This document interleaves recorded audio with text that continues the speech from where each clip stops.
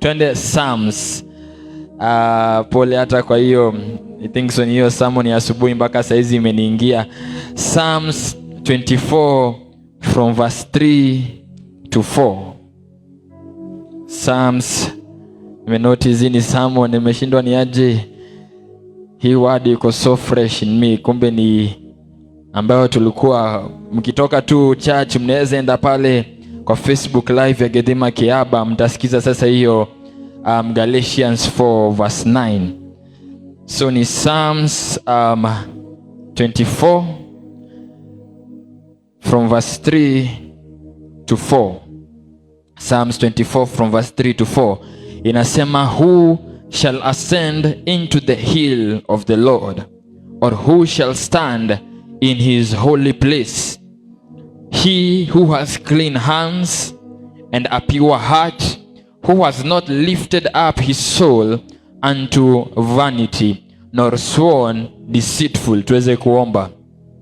Father, we thank you for your word that is the lamp unto our feet and the light unto our path.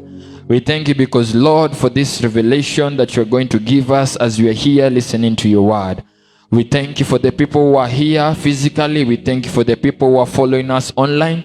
The King of Kings, the Lord of Lords, after this sermon, our lives will never be the same. We therefore thank you and we bless your holy name. For it is in Jesus' mighty name we pray. Amen. Tunaweza keti chini.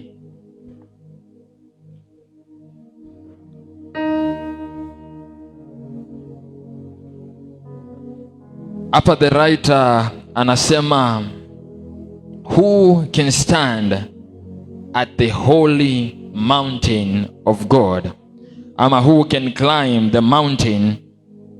Who shall ascend the hill, and who can stand at his holy place? Alafu anaendelea anasema, the person mwenye ako worthy na capable of standing at the holy place, number one, lazima akuwe a man of clean hands. Tukiongelea clean hands, hatuongelei mikono safi. Unajua kuna watu Bible ikisema clean hands ni clean hands, hakuna story nyingine.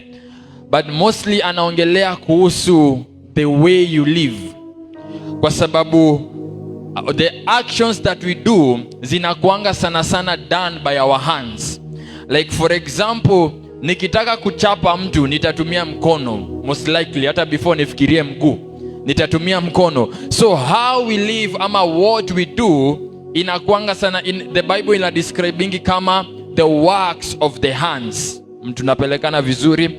Alafu number 2 anaongelea kuhusu the purity of the heart.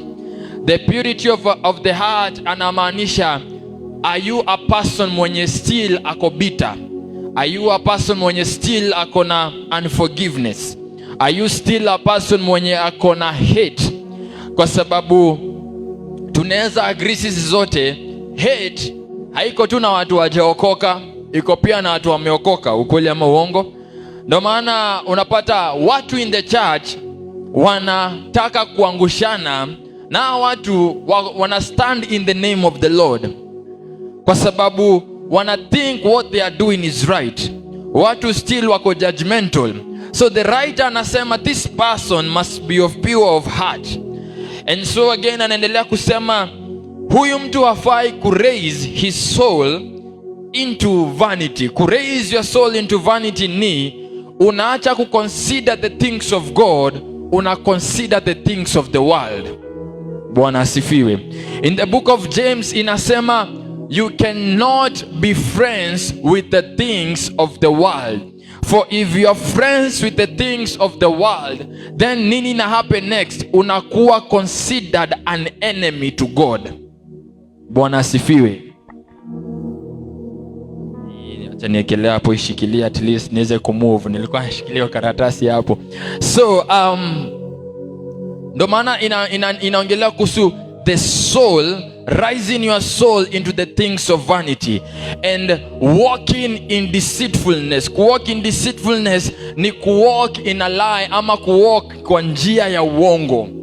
The Bible inasema in the book of 2 Timothy, if I'm not wrong, inasema, and it will come a time where the people will go, watatoka from being bad to worse, na watakuwa wanadanganyana, na wenye wanadanganyana pia watakuwa wanajidanganya. Sijui kama unaelewa kitu kama hiyo. Umeipatana na watu wana try to prove if God is real ama God exists. Unasikianga kuna venye hata watu wakiongea wanajidanganya hao wenyewe, but hawezi kubali wanajidanganya, so wana try to act they are so wise. And so the Bible inasema anyone mwenye anatembea, mwenye akona clean hands, anyone mwenye akona pure heart, anyone mwenye haja rise his soul into the things of vanity, anyone mwenye hatembei kwa uongo, now that is a person who can rise to the hill and stand to the holy place of God. Bwana asifiwe. Na leo title ya leo naongelea kuhusu fitting the description. Kila mtu sema fitting the description. Fitting the description na maanisha una fit the things of God. Una fit in the things of God. Kwa sababu as I speak maybe in your life, ama tutakuwa tukirealize sisi wote, there is a place I am not yet fitting. Bwana asifiwe. Na unajua, yes, tunasemanga we are human. No human is perfect, and that is true. No human is perfect. But Yesu alikuja in human form. Now whatever ali experience, pia sisi tuna experience. Ama whatever we are experiencing, pia yeye ali experience. Tusiassume Yesu alipita stage ya adolescence, ati yako experience adolescence. Tusiassume Yesu hakusumbuliwa na his body hormones. Tusiassume Yesu hakusumbuliwa na peer pressure. Hizo vitu zote zilikuwa bado in his time, but aliweza kukonka. So inamaanisha kama aliweza kukonka, then we ourselves should conquer. Bwana asifiwe. The Bible inasema we together with Christ we are heirs. Unajua a firstborn son anaitwanga the heir of the family. Kukuwa the heir of the family inamaanisha this person ndo ata inherit the things of the family. So the Bible inasema we and Jesus we are heirs of God, ama we are sons of God. Therefore the inheritance yenye Mungu ameweka iko pia upon us. Tunaelewana vizuri? Bwana asifiwe. So tunaongelea kuhusu fitting the description, kwa sababu nataka tuache kukua people wenye tunaingia into some place blindly, ama tunajidanganya tumeingia into that place na at the end of the day hatujaingia. Najua tunaweza tujidanganya tumeingia into some place na hatujaingia, kwa sababu mali tunataka kuingia hatu fit the description. Number one, tunataka kuingia place our hands are dirty. Sijui kama nyinyi mnafanyanga what our family huwa tunafanya. Any person mwenye anaingianga kwa nyumba, before akae chini, before aingie kwa kitchen, tunamwambianga enda kwa tap unawe mkono. Hivyo ndio huwa tunafanya, kwa sababu huwa tunajua mali umetoka. Hata kama you are so innocent, unaweza kuwa umetap into something yenye imefanya your hand ikakuwa dirty. So maybe hata kama you are so good, you are so kind aje, clean your hands, ndo anything you touch tuko okay, tuko tu yani comfortable, you are clean. Bwana asifiwe. Hata mimi kuna places nimeenda kwa manyumba, nikiingia before nikae chini naambiwa enda kwa tap. Na si ati hao watu wako na maringo au nini, ni kwa sababu wanataka someone mwenye hata bring mwenye hata bring germs ama diseases into homes. Wakati COVID ilianza kulikuwa na fear kubwa sana, mpaka nilikuwa nasikia watu wakisema mimi nikitoka job before hata watoto wangu wanisalimie, nilikuwa nawaambia kaa kando, niende nitoe nguo zote, nioge, alafu sasa nikuje niwasalimie. Kwa sababu gani? Haimaanishi huyo mtu ni mbaya. Kenye mtu anataka ni a fit the description of living a healthy life. Bwana asifiwe. And so every place iko na standards. Kila mtu tuseme standards. Hata hii church iko na standard. Every place, hata kama nikiwa kwangu niko na standards zangu. Anyone mwenye anaingia, no matter akuwe nani, lazima obey to my standards.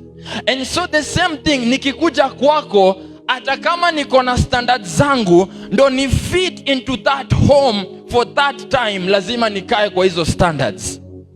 Tunakubaliana? Kuna place ukiingia unaambiwa viatu tolea kwa gate. Kuna place ukiingia viatu tolea kwa compound. Kuna place ukiingia ni ukiingia tu kwa nyumba ndo unatoa viatu. So unapata standards ni different. Na kila place iko na standard.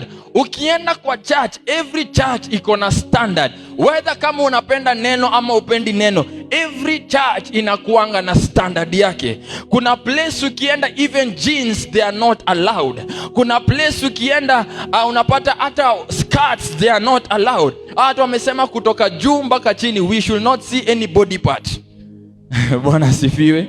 So kama wewe ni lady na umevaa heels anakuambia uwezi ingia kwa sababu tunaona miguu zako, mara tunaona ankles zako. So unapata kila place iko na standard. Hata kama tunasema tunaongelea mambo za Mungu, unajua pia kwa shetani standards yuko so high hata kuliko saa zingine za Mungu. Wangapi wanaweza kubaliana na mimi? Standards pia kwa shetani inakuanga so high. Unasikia for you to receive this you must take a life. Na sio to just any life, the life of the person that you love the most. If you want to receive this world, we need this kind of life. And so watu wanadhaningi wakati wanatoka kwa Mungu ati because the standards are so high, wakienda into the cult utapata the standards are so low. Pia into the things of the cult ama into the things of the enemy, pia the standards are so high. Bwana asifiwe. Kudwell in God's presence lazima kukuwe na standards. Kujoin a business lazima ufit the standards. Unasikianga ukiingia wewe lazima ukuwe umenyonga tie. Hakuna story na sport shoes, ni official shoes. So whether kama umekuwa mtu kama mimi mwenye sijazoea kuvaa official sana, lazima ni fit into that description. Kwa sababu since nataka that place, lazima I obey their rules. Bwana asifiwe. Hata ukiset up your own business, kuna watu hapa wako na business yao, kuna mahali hawezi allow anyone including your family member afanye venye anajisikia, kwa sababu uko na standard ya how your business is supposed to be. So your family member hawezi tu kuja achukue pesa na aende, lazima afit the standards. Kama unataka pesa lazima ufanye kazi at the end of the day. Bwana asifiwe. Na for one to join any of this, lazima ukuwe umefit the description. Kila mtu hizi nguo tumevaa, haukuenda tu kwa duka ukachukua na ukaenda. Watu wengi tunaweza agree before ukubali hiyo nguo ulijipima. Mbona ulijipima? Kwa sababu ulikuwa unataka kufit hiyo nguo ifit the description of your body. So if in case right now, kwa sababu acha ni make example na my dad, the trouser sizes tunavanga they are different. Right now nikichukua trouser amevaa itakuwa so baggy for me, na mimi nikimpea trouser nimevaa itakuwa so tight for him. Zote ni nguo yes, but hazija fit the description of our body. So if in case nichukue trouser yake na lazima nivae, lazima nitenda kwa tailor nimwambie I make it equal the size of my body. Na since hii yenye nimempea hezi expand, itamforce anunue trouser ina fit his description. So that is how inakuanga pia into the kingdom of God. Kwa sababu most of us tunaingia na hatu fit the description.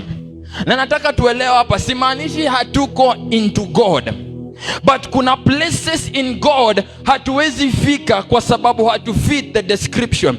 Everyone is of God. Tunafaa tukue tukijua hivyo. Bwana asifiwe. Everyone is of God, but there are some dimension utashindwa kufika kwa sababu that dimension requires a law of obedience. Bwana asifiwe. Ukiangalia sana in the book of Leviticus na Deuteronomy, ukiangalia sana Mungu alikuwa anaambia the children of Israel, if you obey my command. So Mungu anawaambia if you obey my command, then I'm releasing something to you. If you do not obey my command, something will come still after you. So the thing is not being of God ama not of God. The thing pia inakuwa, are you putting obedience in it ama una put disobedience in it? So the writer anatuambia in the book of Psalms 24 from verse 3 to 4 that if you want to climb the hill, if you want to stand in the holy place of God, there is a dimension ama there is something lazima ufanye. Bwana asifiwe. Hebu uliza mwenzako kama una fit the description. Na kila mtu tuko under grace. Wakati Yesu alikuja akatukufia, we are all to receive kitu inaitwa grace through the Holy Spirit. Holy Spirit akakuja tukakuwa na kitu inaitwa grace. But wakati tumereceive the grace, tume downplay grace. Yani grace tumeanzia kuimisuse ama tunaitumia venye haifai kukua. Grace nimeisema one more time na nitarudia for us to remember. Grace tunaitumianga only in time when we fall and tunaenda kwa Mungu tunamwambia Lord forgive us, then because of the grace of God tuna receive the forgiveness. Ukweli ama uongo? Kwa sababu our Lord is a compassionate God. Now our God, the Bible inasema in the book of Psalms 103 that as the heavens is far from the earth, so does the Lord forgets our sins that we make. Bwana asifiwe. But hata kama tuna receive forgiveness, kuna some things tunaweza shindwa kuachieve. Kuna some places tunaweza shindwa kureach. Now hapo ndo grace imekuwa applied, kwa sababu grace inatupea the capability of reaching to those places. Sijui kama mnanielewa. Nawapeleka mbio ama polepole. And so grace sio just ya forgiveness. Grace si tu ya kusamehewa. Wajua watu wengi condone sin ama allow sin in us in the name of we have grace. So you can do whatever you want outside there, but you can come here, you can worship God, all is good. But kuna dimensions mnaweza shindwa kureach as a church kwa sababu there is a place where mwenyewe hauja apply into your life. Bwana asifiwe. Let's say for example uende kwa your friend. Ukienda kwa your friend upate huyo rafiki yako is so untidy mpaka hata unaogopa kukula. Akikuuliza uko nje unaambia leo niko fasting, leo siwezi kula. Hata mali umekaa unaogopa. Unaona ni kama kunguni zinatoka kunguni zinaweza toka hapo zikushambulie. The next time huo mtu akiweza kuita utaenda ama utaenda? Ni huyo mtu unachukia ama ni mahali anakaa unachukia? Bwana asifiwe. So unaona venye hao pia it works spiritually. Kuna some places manifestation of the Holy Spirit haiwezi manifest kwa sababu inside of us we are not qualified to handle that thing. Na since tunaingia into the mood of praise and worship, kuna venye unaweza deliver praise to God ikose ku reach the full potential kwa sababu of some things you are doing in life. Bwana asifiwe. The Bible inasema, and it shall come a time where people shall worship me in truth and in spirit. Not because you know the word, not because you know to pray for so long, but because the way you are doing your life, the way you are worshiping is in both in truth and in spirit. By the worship sio kuimba wimbo pekee. Kama hivyo ndio tunadhani. The way you live, it's supposed to be worship. Your life is how you worship. So unaweza sema unastahili kuabudiwa, lakini kama unainuanga pesa zako instead of God, God will not accept that worship. Bwana asifiwe. Sijui kama mna accept this message. Allow me niweze kuidirect vizuri. Moses alipenda kustay with God. Na at that time hakukuwa na grace. But Moses aliweza kureach in a limit where he can dwell with God. In fact, Moses alikuwa anaingia into the holies of holies, a place Aaron alikuwa anaingia once a year, ndo Moses alikuwa anaingia. Kwa sababu gani? the relationship Moses alikuwa nayo na Mungu ilikuwa pure, to a point that Mungu anamwambia, I know I cannot show you my face, because if I show you my face you will die. Let me show you my back.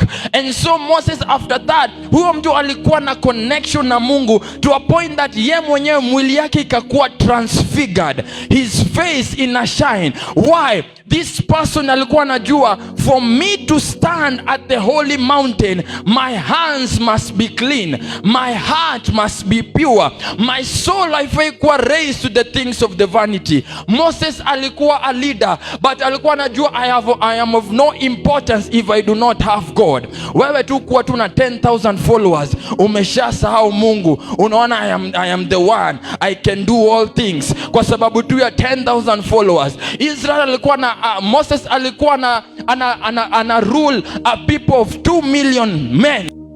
Alikuwa na run 2 million people, but alikuwa na act like he was, alikuwa na act ni kama akona a leader before him, to a point that any case inaletwa anasema, before I make a decision let me seek God, na anaenda na seek Mungu. Huyo mtu kustand na kuclimb, it is easy for him.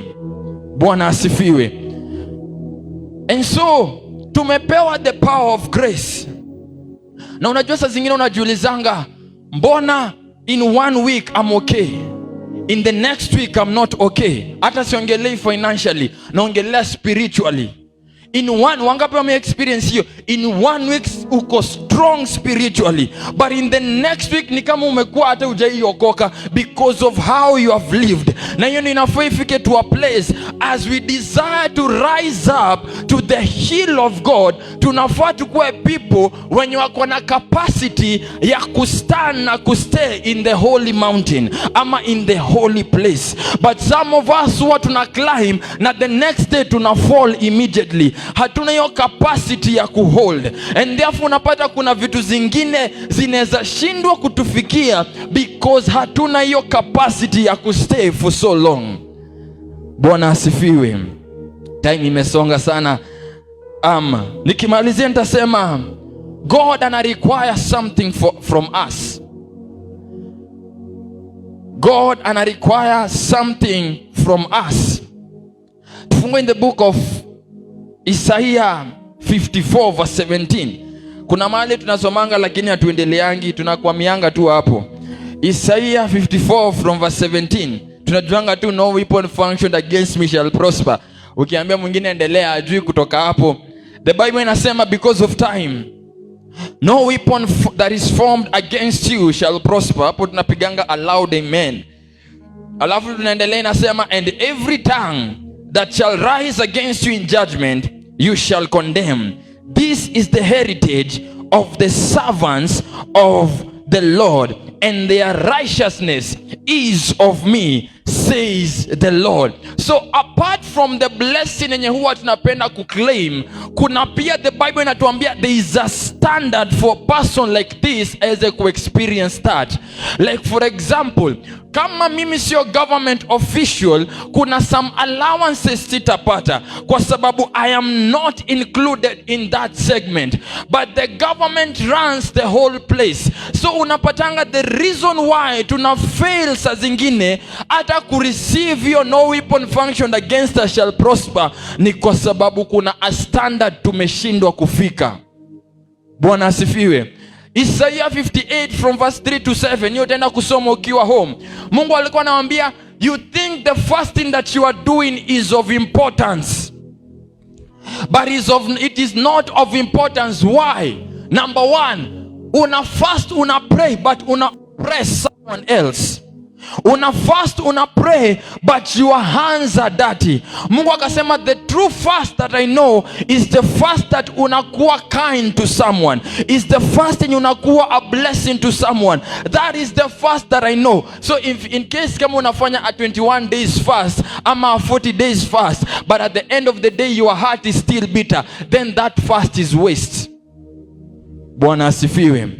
If kama teme kama present worship juu tunaingia saizi, hata tukuwe na songs kali aje, tuimbe to glorify Mungu, but your heart is not okay, your hand is not okay, it will be a waste of time. Tuinuke kwa miguu yetu.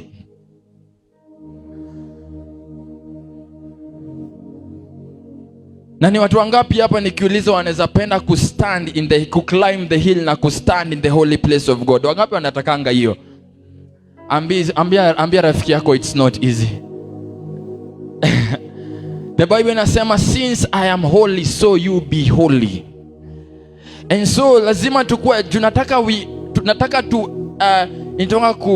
eradicate ama kutoa the things that zinatu limit as a church to deliver the true worship for God ama of God, ama to deliver the true praise, that wakati tunaingia in the presence of God hatukuji tu experience Mungu, but mali tumetoka tumekuja na Mungu. Bwana asifiwe. If kama umekuja experience Mungu, then ask yourself, ni nani nilikuwa naye kwa nyumba? Ask yourself that question. If kama umekuja experience Mungu hapa, ni nani umeacha kwa nyumba? Kwa sababu even in your house inafaa ikuwe full of the presence of God. Ni tu allocation umechange. So whatever you are experiencing in your home, ndo bado unafaa experience in this place. Bwana asifiwe. If kama umekuja worship on Sunday, what have you been doing from Monday to Saturday?